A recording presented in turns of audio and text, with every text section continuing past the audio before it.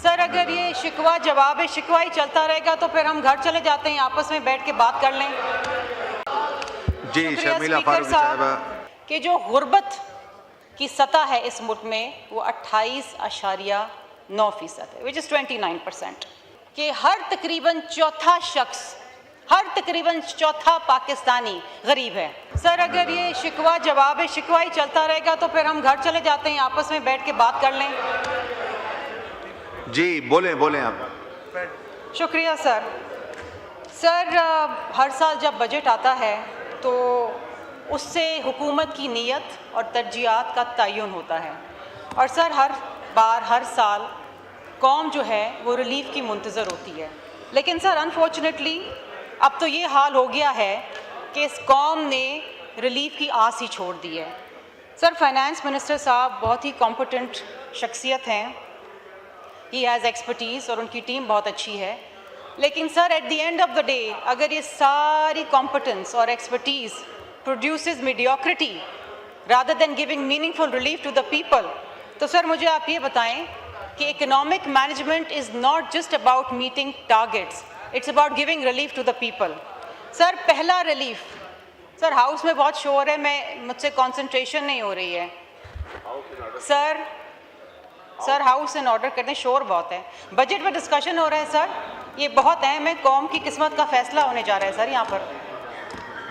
Sir पहला relief जो हुकूमत बड़े फैन फेयर के साथ क्लेम कर रही है वो तनख्वाहदार तबके को रिलीफ देने की बात कर रही है। सर मैं उन स्लैब्स की डिटेल्स में नहीं जाऊंगी, लेकिन सर ये तनख्वाहदार तबका वो तबका है जो मुल्क की तारीख में सबसे ज़्यादा टैक्स देता है, more than the exporters, more than the retailers, more than anybody else। Sir पिछले साल 2024-25 के अंदर सर 550 बिलियन का टैक्स दिया है तनख्वाहदार तबके ने, और जो रिलीफ इस दफ़ा हुकूमत अनाउंस कर रही है that is merely 50 billion. Sir ये कुछ भी नहीं है। ये रिलीफ अनाउंस करके हुकूमत उसके साथ साथ इनडायरेक्ट टैक्सेशन में, जिसको वो पीडीएल कहती है, जो शायद उनका सबसे पसंदीदा रेवेन्यू कलेक्शन इंस्ट्रूमेंट अब बन चुका है, वो 1.7 खरब रुपए है जो आप पेट्रोल की मद में हमसे ले लेंगे, चाहे हम चाहें ना चाहें। सर क्लाइमेट लेवी की मद बढ़ा दी गई है 2.5 रुपये से 5 रुपये, ये भी हमें देनी है, चाहे वो रिक्शे वाला हो, स्कूटर वाला हो या लैंड क्रूज़र वाला हो, वो भी हमें देनी है। सर जो दूसरा मेरा कंसर्न है वो ये है कि सर जो सेल्स टैक्स का 3rd शेड्यूल है उसको एक्सपैंड कर दिया गया है और उसमें 21 कैटेगरीज इंक्रीज़ कर दी गई हैं, जिसमें सर वो आइटम्स हैं जो लग्जरी आइटम्स नहीं हैं, उनको अब रिटेल प्राइस के ऊपर टैक्स किया जाएगा, जिसमें सर दूध है, दूध के प्रोडक्ट्स हैं, हाउस होल्ड प्रोडक्ट्स हैं, सैनिटरी प्रोडक्ट्स हैं। सर ये तमाम वो चीज़ें हैं जो एक आम शहरी एक आम घरेलू ज़रूरियात के मुताबिक अपने घर में इस्तेमाल करता है। होगा क्या सर, पैसे बढ़ जाएंगे और वो फिर एक इनडायरेक्ट टैक्सेशन में आवाम अपनी जेब से देगी। सर अनफॉर्चुनेटली ये जो टैक्स का बर्डन है ना, ये चाहे कितना ही कहें कि हम टैक्स नेट बढ़ा रहे हैं, लेकिन इनका एक जो वतीरा है वो ये है कि ये जिनको ऑलरेडी डॉक्यूमेंटेड जो टैक्स पेयर्स हैं उनके ऊपर मज़ीद बोझ डालें। सर हुकूमत खुद क्लेम करती है, ये इनके इकोनॉमिक सर्वे में सर ये फिगर आया है कि जो गुर्बत की सतह है इस मुल्क में वो 28.9% है, विच इज़ 29%। सर अब 29% का मतलब ये है कि हर तकरीबन चौथा पाकिस्तानी गरीब है। और सर अब एक और चीज़ मैं जिक्र करूँ, अब मुझे समझ नहीं आता कि वो सुन के आप हंसेंगे या रोएंगे। सर थोड़ी सी तवज्जो दे दें, स्पीकर साहब आपकी तवज्जो की मुंतज़िर हूँ। सर हुकूमत ने जो गुर्बत की सतह को डिफ़ाइन किया है वो है 8,483 रुपये। वो ये कहते हैं कि जो शख्स महीने में 8,483 रुपये कमाता है वो अपने महीने की ज़रूरियात पूरी कर सकता है और वो गरीब नहीं है। सर मुझे ये बता दें, यहाँ कोई शख्स बैठा हुआ, और मिनिस्टर साहब यहाँ खुद बैठे हुए, मुझे बता दें क्या 8,483 रुपये में कोई शख्स पाकिस्तान में अपनी माहाना ज़रूरियात पूरी कर सकता है? खाने पीने की अशिया, बिजली, गैस, बेसिक कम्युनिटीज़ कर सकते हैं सर? अगर नहीं कर सकते तो इस फिगर को सर रिवाइज़ करें और कौम से सच बोलें कि कितने लोग गुर्बत की सतह से सर नीचे हैं। सर अब रिलीफ किसको दी जा रही है? अब आप ये देखें, ये रिलीफ क्रेडिट कार्ड होल्डर्स को जो बाहर जाके बैरून मुल्क शॉपिंग करेंगे। फिर रिलीफ दी जा रही है sir first class and business class travellers को। How many poor people in this country are going to get relief from these measures sir? ये आप अशराफिया को इसका मतलब ये है, मैसेज क्या दे रहे हैं? आप गरीब हैं तो आप टैक्स देते रहें हर हाल में, डायरेक्ट इनडायरेक्ट, लेकिन आप अमीर हैं तो हम आपका बोझ कम करेंगे। सर एक बड़ी अच्छी बात वज़ीर ख़जाना साहब ने कही, and I must appreciate this. उन्होंने पॉपुलेशन एक्सप्लोजन की बात करी सर। एक एस्टिमेट के मुताबिक अगर हम इसी सतह पे चलते रहे, इसी रफ्तार पे चलते रहे, तो 2050 में पाकिस्तान की आबादी 390 मिलियन हो जाएगी सर। और इस मद में उन्होंने कहा कि हमने एक छोटा सा इंटरवेंशन किया है, जो हमने कॉन्ट्रसेप्टिव से टैक्स ख़त्म कर दिया है और पिंक टैक्स ख़त्म कर दिया। आई अप्रिशिएट दैट, लेकिन sir there needs to be a direction, there needs to be a plan how to control this population. Sir एक टाइम बॉम्ब है, this is a socio economic disaster and it is there at our doorstep sir. इसके ऊपर खुदारा आप बात करें। Sir दूसरी अहम चीज़, इस मुल्क के अंदर 68% population is below the age of 30। इसका मतलब है योर यंग पाकिस्तानीज। अनएम्प्लॉयमेंट, बेरोज़गारी 7.1% पे है। सर मैंने इस बजट के अंदर इस यूथ के लिए कुछ नहीं देखा। I saw nothing at all. 16 crore 30 lakh Pakistani नौजवान हैं सर, और मैंने उनके लिए जो एक खतीर रकम रखी गई है वो है 5 अरब रुपए। 5 अरब रुपए 1,20,000 नौजवानों के लिए जिनको ट्रेनिंग दी जाएगी।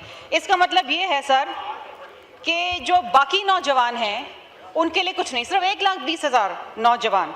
इसका मतलब ये है जो आप खर्च कर रहे हैं 16 करोड़ 30 लाख नौजवानों पे पाकिस्तान में, वो है 0.07%। और अगर आप इसको पैसों में ट्रांसलेट करें तो सर ये 32 रुपये बनता है पर नौजवान। सर इस्लामाबाद में एक समोसा भी 40 रुपये का मिलता है, और आपने अपने नौजवान की कीमत जो है 32 रुपये लगा दी, एक समोसे से भी कम। दिस इज़ योर प्रायोरिटी, ये आपकी प्रायोरिटी है। सर आप बजट बनाते हैं, पैसे इकट्ठे करते हैं, 8 trillion from your current expenditure, which is 43% of your current expenditure and 68% of your federal revenue, it goes in interest payments. Sir interest payments का मतलब क्या? वो जो कर्ज आप लेते हैं इसमें जो सूद आपने देना है, आप वो सूद में दे रहे हैं। पेंशन की मद में sir 1.1 trillion. Sir this is not sustainable. उसके बाद FBR, एक सफ़ेद हाथी, बेजार हो गए हम सुन के FBR, tax collection. Sir again a tax shortfall of 1.1 trillion. Article 164 आप इन्वोक करते हैं, सूबों को चाबी देते हैं और सूबों को कहते हैं कि जी हमारी नाकामी और नाअहली को फंड करें। अब आप वो पैसे जो आपने सूबों से लिए हैं वो भी 1.1 ट्रिलियन है। अगर आप FBR की शॉर्टफॉल ख़त्म कर ले तो शायद आपको सूबों से पैसे लेने की ज़रूरत ना होती। सर पेंशन्स के रिफॉर्म्स, 2 साल से मैं सुन रही हूँ कि पेंशन्स के रिफॉर्म्स आने। सर एक रिफॉर्म नहीं हमने सुना, एक रिफॉर्म। बातें बड़ी अच्छी होती हैं, सही सिमत में जा रहा है, स्टेबलाइजेशन हो रही है। सर योर सर्कुलर डेट 5.1 खरब रुपए is your circular debt. Sir अब सवाल ये आपका सिर्फ एनर्जी सेक्टर का सर्कुलर डेट है। सर अब आपका सवाल मैं आपसे पूछती हूँ, और एक कौम भी सवाल पूछ रही है कि 5.1 जो आपका एनर्जी सेक्टर के अंदर सर्कुलर डेट है, उसकी नतीजे में जो वज़ीर तवानाई है उनको सितारे इम्तियाज़ दे दिया जाता है। लेकिन कौम में पूछ रही है कि ये नाअहली और नाकामी का बोझ कब तक हम उठाएंगे? ये हमारी जेबों से जा रहा है। सर सबसे ज़्यादा इस मुल्क के अंदर जो बिजली की कीमतें हैं पूरे खत्ते में नहीं है। सर पूरे खत्ते में नहीं है।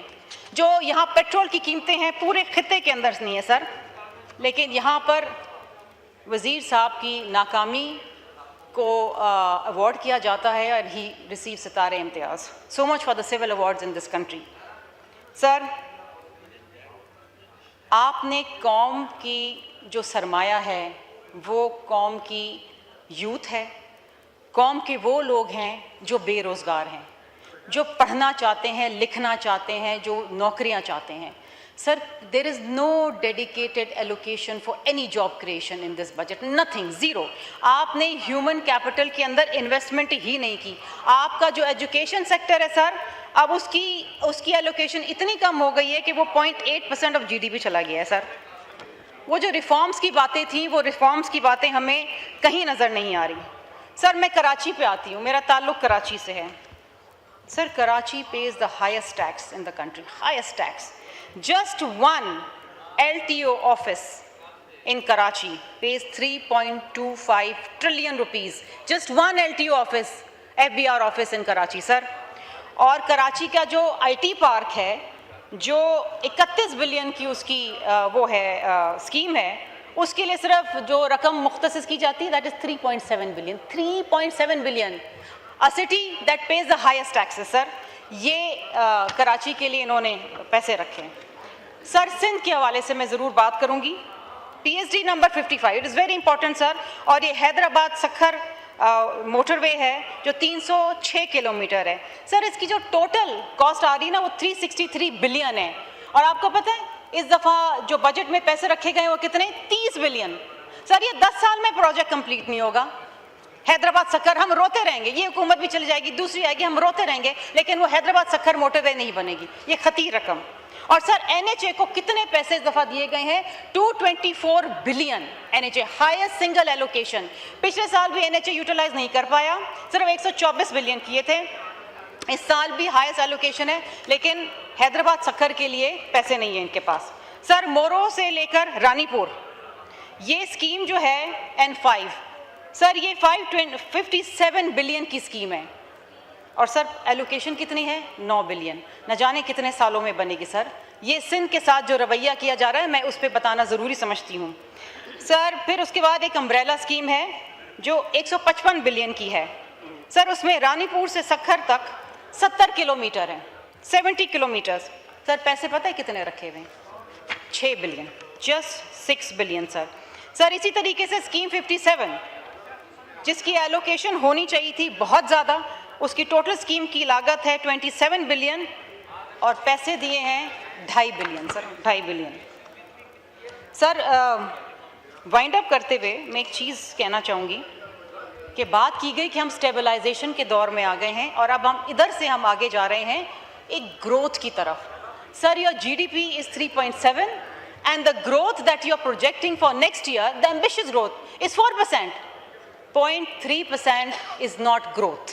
It is not growth. It is survival, sir. और अगर आपकी यही मीडियोकर एम्बिशन है तो अल्लाह आपका हाफिज़ है, अल्लाह इस कौम का हाफिज़ है सर। बात ये है कि sir, we cannot keep on taxing this nation to fund 8 trillion of debt servicing. We cannot do this, sir.